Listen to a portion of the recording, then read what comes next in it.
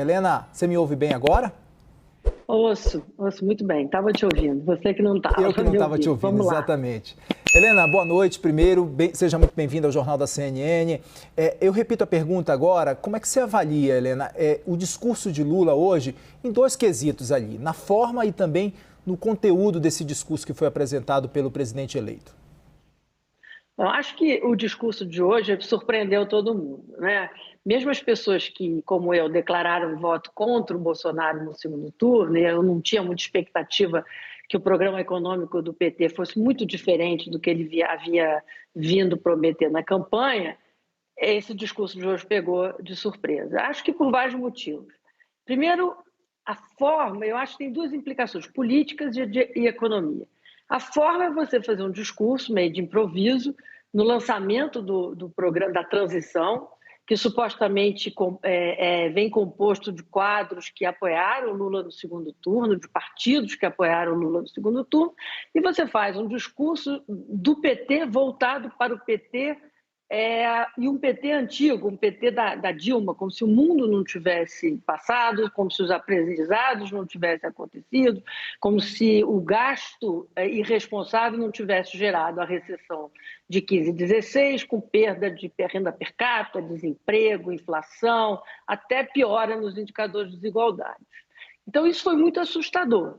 E do ponto de vista político, como é que o Lula vai manter uma coalizão quando ele faz um discurso no meio da transição, onde você tem equipes de diferentes perfis, pessoas de diferentes perfis, e mostra que não está nem um pouco preocupado em compor um programa de governo que agregue essas ideias. Então, isso foi muito...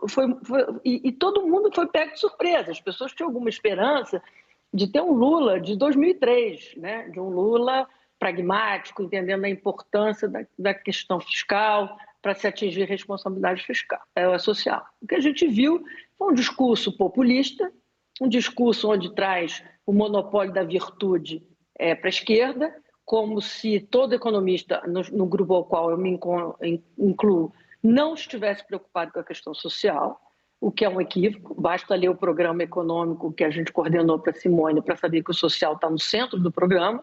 E toda a experiência brasileira mostra que toda vez que há irresponsabilidade fiscal, como o que o Lula propôs hoje, quem sofre é o pobre.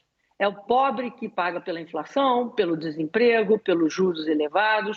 Há esse mito de que o mercado é que domina essa discussão, se ganha ou perde. O mercado ele atua em nome de inúmeros poupadores, investidores de todo tipo de renda. Então, assim, achar que o que aconteceu hoje é insensibilidade do mercado, me parece uma insensibilidade do próprio Lula em relação aos impactos que a sua fala tem sobre a população de baixa renda. E isso é muito preocupante. A ideia de que não se aprendeu nada com o que aconteceu desde o segundo governo Lula e principalmente no governo Dilma. Helena, vou chamar o Fernando Nakagawa, diretor do CNN Business, para conversar com a gente também. Naka. Obrigado, Kenzo. Helena, olhando o grupo de economistas do centro, que acabou migrando no segundo turno para a candidatura de Lula, assim como o teu nome, diante do que a gente viu hoje, te parece, olhando para frente, que a gente está mais perto de um divórcio desse grupo ou uma DR ali pode resolver o problema? E o que precisaria nessa DR para resolver esse problema? Bom, acho que, em primeiro lugar, há uma hipótese sua equivocada. Nunca houve um casamento, né? Houve um apoio que nunca foi um apoio em cima das propostas econômicas do PT. Era um apoio em relação, uns pela questão democrática, e no meu caso pela questão ambiental, mas não havia em nenhum momento, eu acho que do grupo de economistas que eu conheço, assim, a ingenuidade de achar que o Lula ia adotar um programa de centro liberal. O que a gente esperava era uma transição pragmática, né? Como ele fez em 2003. Nesse sentido, o que aconteceu hoje é uma espécie de ruptura com esse desenho, com essa expectativa, com essa esperança. Cabe a ele agora, e ao vice-presidente Alckmin, que está coordenando a transição, tentar esclarecer o que significou no discurso de hoje abrir mão completamente de qualquer responsabilidade fiscal. E é mais, e tratar a responsabilidade fiscal como inimiga das questões sociais. Quer dizer, todo mundo reconhece que o país tem um atraso social a recuperar. Nós já esperávamos que o Bolsa Família precisasse de um aporte para virar de 400 para 200, de 400 para 600 reais, mas a ideia de tirar extrateto, de tornar esse waiver um gasto permanente, nunca esteve na questão. Pior, não há nenhuma reavaliação do orçamento. O que a gente imaginava, e eu acho que nós defendemos na campanha da Simone, é que antes de definir valores de transição em regras fiscais novas, deveríamos rever o orçamento. Tem muito gasto lá indevido, o Bolsonaro deixou um orçamento com prioridades invertidas, por exemplo, desoneração de combustível e pouquíssimo gasto com educação e saúde, como também deixou um Bolsa Família totalmente desfocalizado e ineficiente. Então, o que se esperava é que, com a experiência que o Lula tem no Bolsa Família, ele fosse rever o Bolsa Família e não acrescentar gastos em cima de um edifício muito mal construído. Isso vale para várias outras coisas. Então, o que a gente está assistindo é uma definição de valores que a gente não sabe como foi construído, porque não se discutiu o orçamento. E aí a gente viu na reportagem de vocês que quando você fala em waiver, aí o céu é o limite. Já quer os 8 bilhões das emendas, o outro vai querer dinheiro para infraestrutura, o outro vai querer mudar a taxa do BNDES, o outro vai querer subsídios, não sei o quê, e você sequer discutiu o orçamento.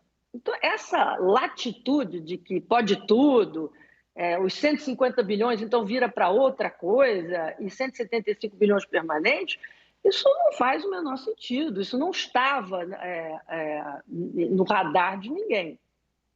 Helena, o Caio Junqueira também participa dessa conversa com a gente. Caio. Helena, boa noite. Helena, queria sua leitura, além da leitura econômica, a leitura política. Estamos vendo uma primazia ou um início de alas nesse governo eleito, uma ala política que está liderando o debate com o Congresso Nacional, o senador Wellington Dias, Aloysio Mercadante, por aí vai, e os economistas, que foram nomeados, foi a primeira grande nomeação, escanteados, não podendo sequer ali analisar, e cito os economistas, o mais simbólico desse grupo de economistas, Pércio Arida. A senhora acha que está tendo um escanteamento dos economistas e a política avançando sobremaneira com as negociações do Congresso, sem ouvir essa turma que sequer se reuniu ainda? Esse é um ponto muito importante, porque ninguém foi ouvido, né? E quando você está discutindo uma política de regra fiscal, de transição fiscal, ainda que não seja o teto, o Lula avisou na campanha que não ia ter teto, mas alguma regra fiscal teria, uma rediscussão do orçamento, imaginava que teríamos os economistas responsáveis pela transição e também na parte de orçamento. Então, se você olhar, o dia de hoje também foi coroado, no meio da crise, pelo anúncio do vice-presidente Alckmin na equipe de planejamento, onde tem o ministro Guido Mantega. Então, começa a reforçar o retorno a tudo que foi do passado. Não há em nada do discurso do Lula hoje qualquer coisa parecida com o que eu tenho ouvido falar do discurso do Pércio, por exemplo. O André também não se manifestou nesses últimos dias. Então, a gente nem sabe o que, de fato, eles pensam. A gente sabe o que o Guilherme Mello propôs durante o programa e a gente sabe o que o Nelson Barbosa pensa pelas colunas de jornal muito políticas, onde o Nelson nega o impacto da nova matriz econômica sobre a recessão que foi herdada do governo Dilma. Atribui a fatores aleatórios. Então, assim, isso é preocupante. Agora, se é possível uma DR recuperar, a outra questão é o seguinte: essa negociação com o Congresso, se você não tiver uma base de coalizão refletida no programa econômico, como foi meio que suposto por conta dos apoios recebidos no segundo turno, quem vai negociar? O Lula não tem maioria no Congresso Nacional, né? Se não tiver a tal coisa que eu falo, que é a geringonça tabajara, né? Não era tupiniquim, agora já estou chamando de geringonça tabajara, porque, pelo jeito, ela não vai ocorrer. Então, o impacto político disso é muito grande. Nós ainda estamos em transição nas eleições. O Ministério da Defesa veio com uma nota horrível nesse momento. Quer dizer, você acaba jogando estimulando o incêndio, né, em vez de acalmar.